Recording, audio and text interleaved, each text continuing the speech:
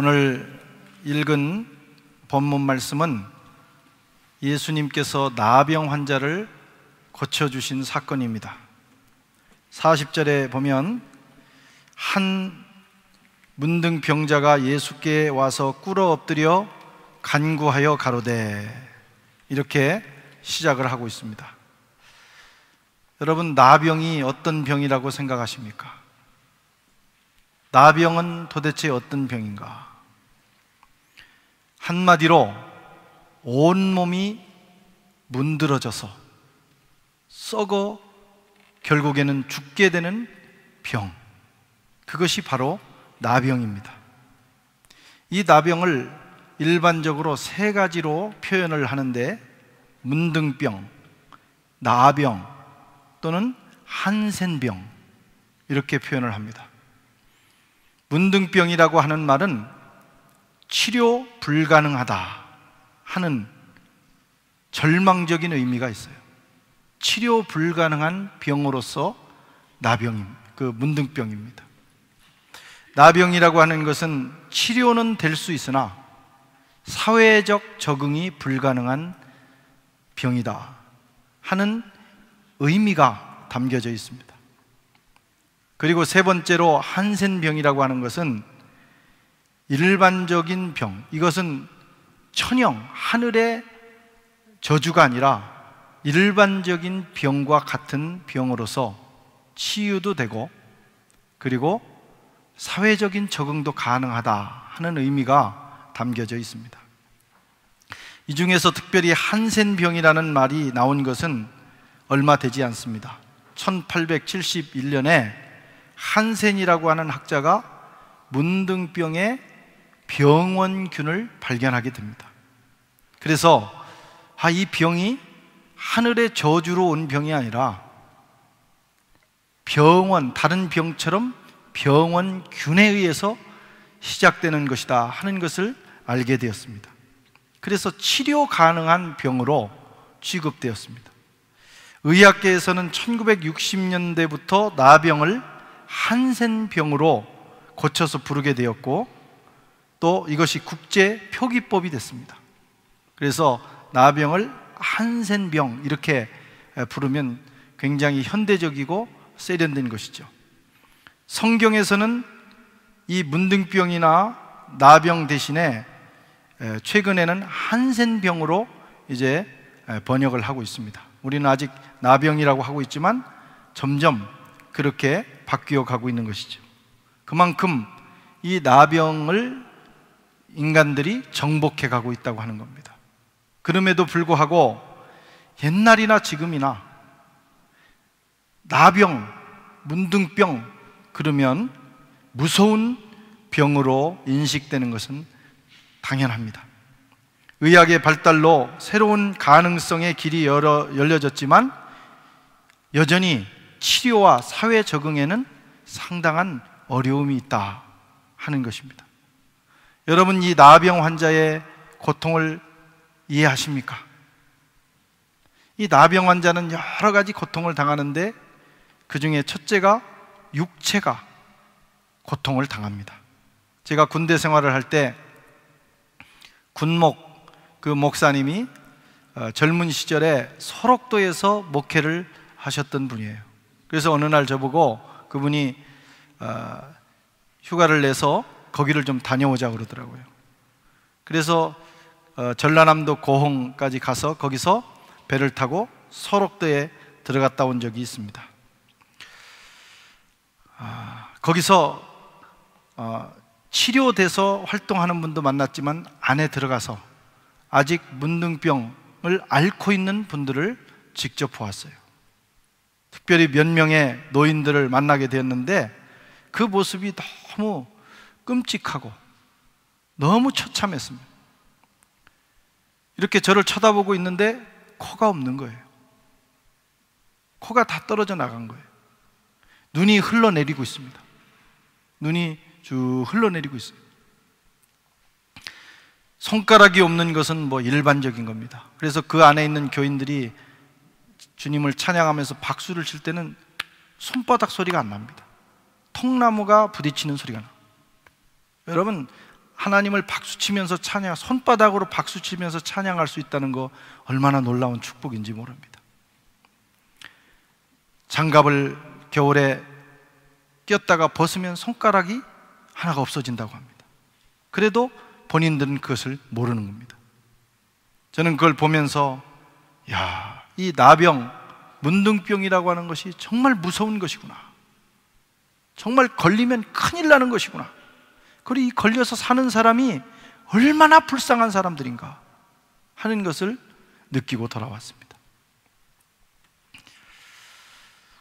특별히 문둥병이 무서운 것은 온몸에서 자기 살점이 뚝뚝 떨어져 나가도 느끼지 못한다는 거예요. 자기 살이, 손가락이 떨어져 나가고 코가 빠져나가는데도 감각이 없다고 하는 겁니다. 일제강점기에 일본인들이 이 소록도에서 나쁜 짓을 많이 했습니다. 그 중에서 이분들이 감각이 없기 때문에 뜨거운 것을 만져도 뜨거운 줄 모르는 거예요. 자기 손이 타도 뜨거운 걸 모르는 거예요. 그래서 이 사람들을 어디에 투입을 했냐면 빨간 벽돌을 굽는 일에 투입을 해서 그 뜨거운 것을 나르도록 했습니다.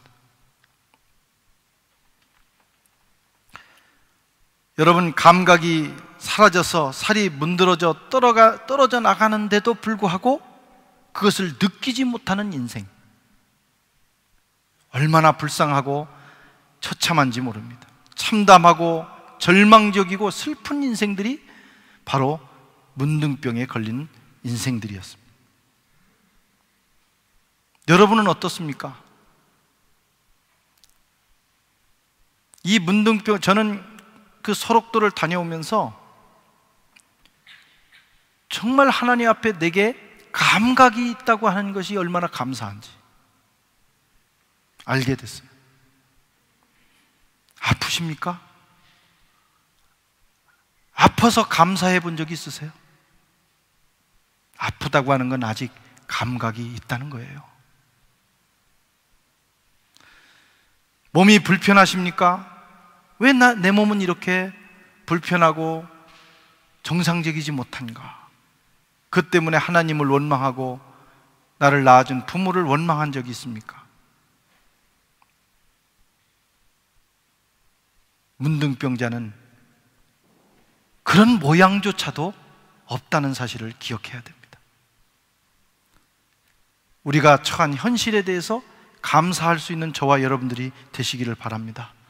성한 모습으로 성한 육체만 가지고 살 수 있다고 하는 것, 그 자체가 감사한 거예요. 때로는 아픈 것도 감사의 조건이 된다 하는 것입니다. 이 문둥병은 이토록 무서운 병이었어요. 또 이 문둥병은 우리의 몸만 고통스럽게 만드는 것이 아닙니다. 사회적인 관계를 파괴시켜서 사회로부터 철저히 소외시킵니다. 나병은 전염성이 있고 한 번 걸리면 회복되기가 어렵기 때문에 일단 걸리면 격리 수용합니다. 그건 고대 시대부터 성서 시대 그리고 오늘날도 마찬가지입니다.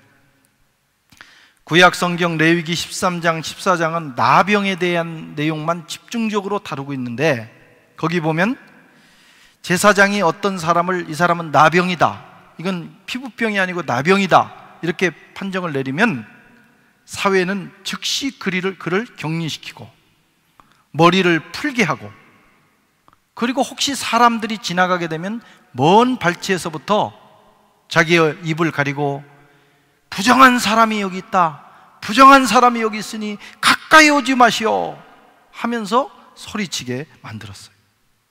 사람들의 접근을 막고 그것이 전염돼서 사회가 무너지는 것을 막기 위해서 그렇게 한 것입니다. 중세 시대는 어떻게 했냐? 옷에, 이 문둥병에 걸린 사람에게는 옷에 종을 달아가지고 이 사람이 지나가면 딸랑딸랑딸랑 소리가 나도록 해서 일반인들이 접근하지 못하도록 만들었어요. 1900년대 초의 기록을 보면 우리나라의 나병 환자가 약 10,000명 정도가 됐다고 합니다. 그 사람들은 대부분 당시에 거린이 돼서 일반 사회 속으로 가끔씩 나타났어요. 먹고 살아야 되니까.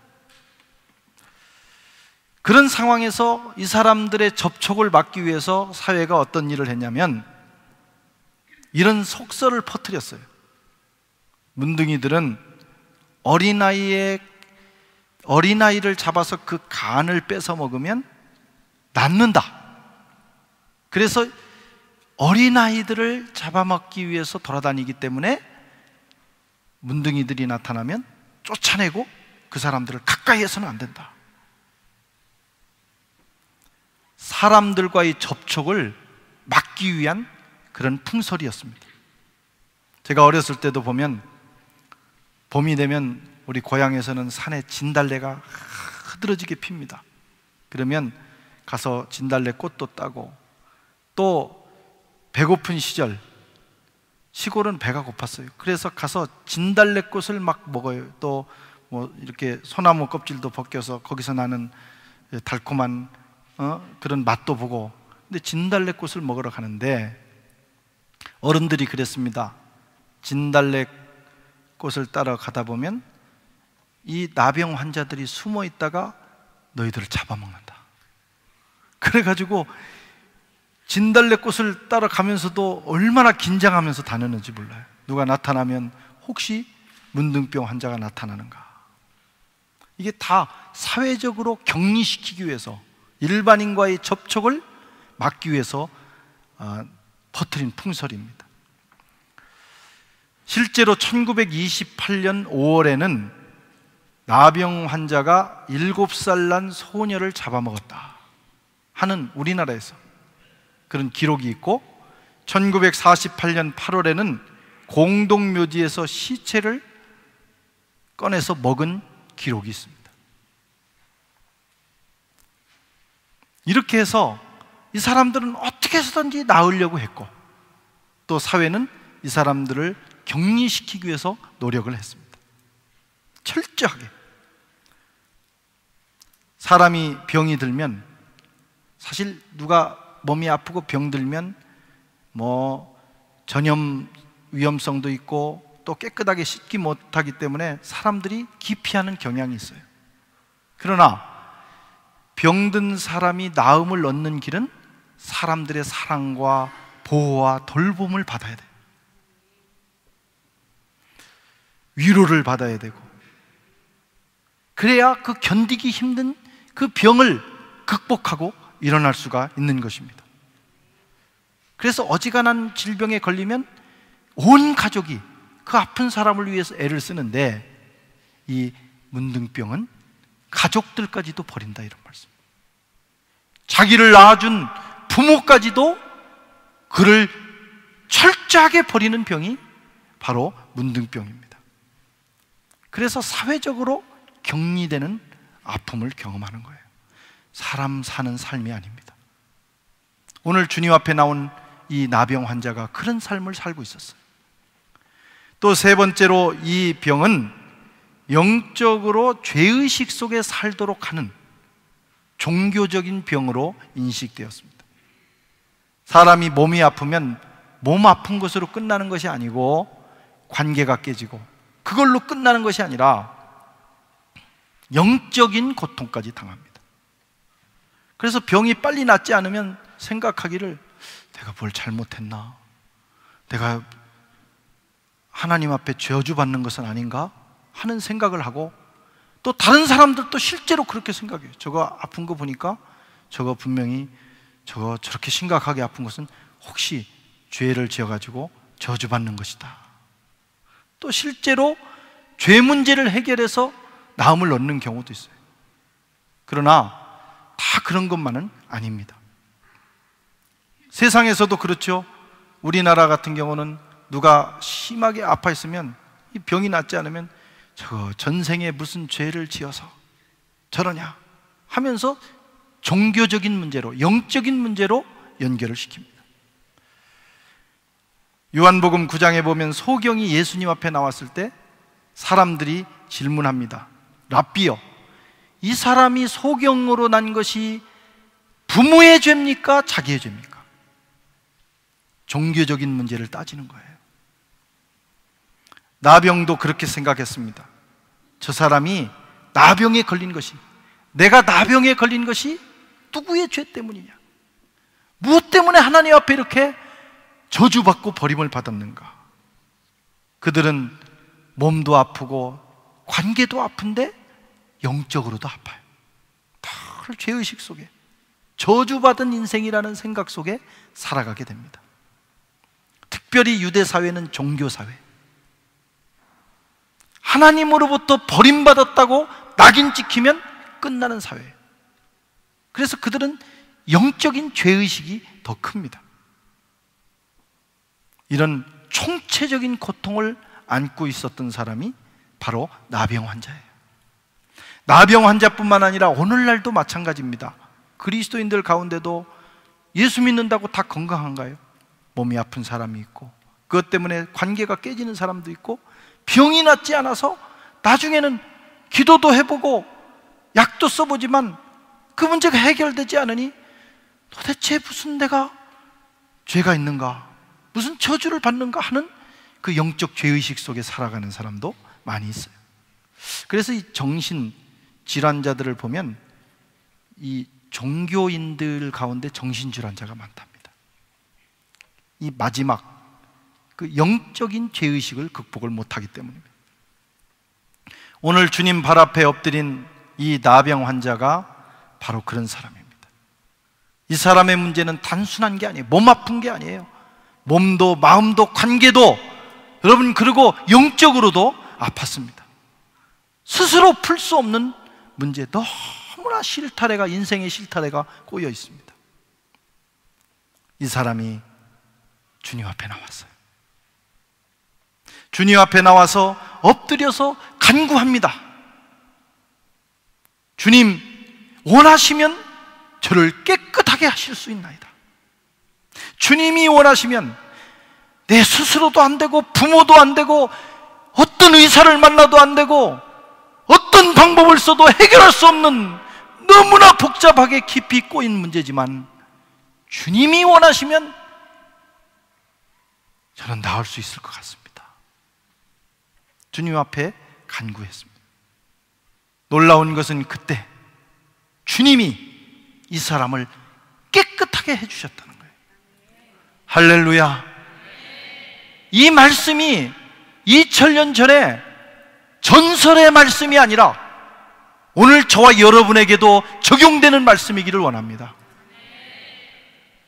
스스로 풀 수 없고, 부모도 풀어줄 수 없고, 이 사회도 풀어줄 수 없는 문제가 있다 할지라도 주님 앞에 나와서 엎드려 간절히 간구하면서 주님이 원하시면 깨끗하게 할 수 있나이다 고백할 때, 여러분, 주님이 문제를 풀어주실 줄로 믿습니다. 우리가 그 사실을 믿고 여기에 나와 있는 거 아니겠어요? 예수님이 이 사람을 고쳐주셨습니다. 이것이 복음입니다. 복음은 살아있어요. 복음은 실제적인 겁니다. 복음을 받아들일 때 복음은 역사하는 힘이 있어요. 사람들이 외면하고 더럽다고 돌 던지고 침 뱉는 이 사람을 주님은 받아주시고, 그를 만져주시고, 그리고 그를 깨끗하게 해주셨습니다. 41절 42절 말씀을 같이 한번 읽어보겠습니다. 예수께서 민망히 여기사 손을 내밀어 저에게 대시며 가라사대 내가 원하노니 깨끗함을 받으라 하신대 곧 문둥병이 그 사람에게서 떠나가고 깨끗하여 진지라. 이 사람이 와서 간절히 구하자 예수님이 그 사람을 보셨어요. 그 사람의 울부짖는 모습을 보셨어요. 그리고 몸을 보셨어요. 그리고 마음의 고통도 보셨어요. 얼마나 철저하게 버림받았는지 그 소외된 마음도 보셨어요. 죄의식도 보셨어요. 그때 주님의 마음 속에 긍휼의 마음이 타오르기 시작했어요. 민망해 하셨다. 긍휼의 마음, 측은히 여기는 마음이 올라오신 것입니다. 주님이 나병 환자의 환부를 마치셨어요. 여러분, 이게 상상할 수 없는 일입니다. 당시나 지금이나 나병 환자가 지금 진물이 쭉 흐르고 있는데 그거 만지면 전염되는데 그 몸을 만질 수 있겠느냐 이거예요. 부모도 만지지 못해요. 그러나 하나님 아버지의 사랑이 주님의 마음에서 흘러넘치자 주님은 그 사람의 몸을 만지셨습니다. 사랑의 터치가 있었어요. 사랑의 터치가 있는 그곳에 하늘의 터치가 임했습니다. 내가 원하노니 깨끗함을 받으라. 주님이 선언하셨어요. 놀라운 것은 그의 몸에서 문둥병이 떠나게 된 것입니다. 이 순간에 그 사랑의 주님이 저와 여러분의 마음을 만지시기를 바랍니다. 주님의 사랑의 손이 나를 터치하는 순간 내 인생의 아픔, 상처, 씻을 수 없었던 것 같은 그 누구도 이해할 수 없고 그 누구도 풀어줄 수 없는, 누구도 해결해 줄 수 없는 그 마음의 상처를 주님이 주님의 사랑의 터치로 해결해 주시는 거예요. 우리는 주님의 사랑을 믿습니다. 주님의 터치를 믿습니다. 그리고 주님의 기적을 믿습니다. 주님은 능히 우리의 문제를 해결해 주신다고 믿습니다. 주님의 사랑이 임하시고 주님의 사랑의 터치가 있고 말씀이 내게 들려지면 기적이 일어납니다. 기적은 마술사가 막 주문을 외우고 희한한 모션을 한다고 일어나는 게 아니에요. 하나님의 사랑, 하나님의 터치, 그리고 하나님의 말씀이 임하는 곳에 역사가 일어나는 것입니다. 우리는 말로만 믿습니다. 말로만 아멘하는 경우가 있어요. 그리고 실제 그게 내 문제가 됐을 때는 믿지 못하고 방황하는 때가 많습니다. 믿으셔야 됩니다. 오늘 주님 말씀하기를 40절에 내가 믿으면 하나님의 영광을 보리라. 요한복음 11장 40절. 내가 믿으면 하나님의 영광을 보리라. 주님의 인격을 믿고 능력을 믿고 사랑을 한번 믿고 아멘, 주님 나를 만져주십시오. 아멘, 주님 내게 말씀해 주십시오. 내가 낫겠나이다. 내 인생이 회복되겠나이다. 이렇게 믿고 고백해 보세요. 그러면 주님의 영광을 볼 수 있어요. 중요한 것은 병의 종류가 아니지 않습니까? 감기는 고치시는데 여러분, 암은 어렵다. 감기라면 모르지만 어떻게 암이 낫겠어요? 이렇게 생각하는 분들도 있어요. 열병, 우리 몸에 일어나는 병은 혹시 나을지 모르지만 어떻게 문둥병이 낫겠습니까? 우리는 믿어도 이렇게 분류해서 믿습니다. 그냥 총체적으로 믿는 믿음을 가지시기 바랍니다. 중요한 건 주님이 원하시면 그거예요. 주님의 마음에 원함이 있으면 낫는 거예요. 어떤 문제도 해결되는 것입니다. 문제는 주님의 마음에 있어요. 우리는 그것을 믿습니다. 문제의 크고 작은 것이 중요한 게 아니고 하나님이 기뻐하시면 되는 거예요. 하나님이 원하시면 되는 거예요. 우리는 그걸 바라보고 그것을 믿고 주님의 마음을 얻어야 되는 것입니다. 주님께서 그를 고치시고 제사장에게 보이고 모세에게 명한 것을 드려라 말씀하셨어요. 44절에 그렇게 말씀하셨습니다. 가라사대 삼가 아무에게 아무 말도 하지 말고 가서 내 몸을 제사장에게 보이고 내 깨끗게 됨을 인하여 모세의 명한 것을 드려 저에게 증거하라 하셨더니, 그냥 고쳐주시고 돌려보내면 좋겠는데 주님이 이 복잡한 일을 또 시키는 겁니다. 다 주님이 어떤 일을 명령하시고 요청하실 때는 사랑의 뜻이 있어요. 우리가 늘 주님을 그렇게 오해하지 말고 받아들여야 됩니다. 나병을 이게 나병이다라고 진단하는 사람도 구약의 율법에 의하면 제사장입니다. 그리고 나병이 낫다 결정하는 사람도 제사장이에요.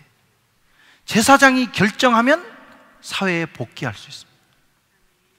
그리고 제사장이 결정하고 하나님께 예물을 드려라 했을 때 드리고 나면 영적인 문제도 해결이 되는 거예요. 마음의 죄의식도 떠나가는 거예요. 그래서 이 과정을 겪음으로 이 사람은 몸도 마음도 관계도 영도 치유되는 것입니다. 그래서 주님께서 그에게 명령하셨어요. 이것이 오늘 주님이 나병 환자를 고치신 사건입니다. 주님의 사랑의 터치와 말씀의 능력으로 깨끗해진 이 사람을 주님은 관계도 회복시켜 주시고 영적으로 자유하게 해 주셨습니다.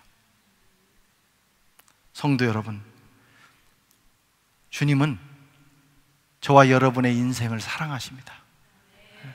때로는 우리가 고난 당하는 일을 주님이 허락하시기도 하시지만 주님은 우리가 고난 당해서 힘겨울 때쯤 되면 반드시 고쳐주시기를 원하셔요. 그게 주님의 마음이에요. 주님이 육체를 입고 이 땅에 오신 이유도 우리를 돕기 위해서 오신 거예요. 좋으신 하나님이십니다. 2000년 전에 주님 앞에 나와 무릎 꿇고 주님이 원하시면 나를 깨끗하게 하실 수 있나이다 고백했던 이 나병 환자처럼 오늘 저와 여러분의 인생의 문제를 가지고 주님 앞에 진지하게 나가보시기 바랍니다. 그것이 신앙입니다. 우리는 종교인으로서 신앙생활을 하지 않습니다. 주님과 인격적인 관계를 맺으면서 하는 살아있는 신앙생활을 원합니다. 우리가 조아리 엎드려 기도할 때 주님께서 사랑의 마음으로 우리를 터치해 주시고 그리고 우리의 마음을 회복시켜 주시고 그리고 그로부터 파생된 수많은 문제들을 주님이 해결해 주십니다. 바라기는 오늘 이 말씀을 듣고 예배를 드리고 돌아가는 저와 여러분을 주님의 사랑의 손에 터치가 있기를 바랍니다. 내가 원하노니 깨끗함을 받아라.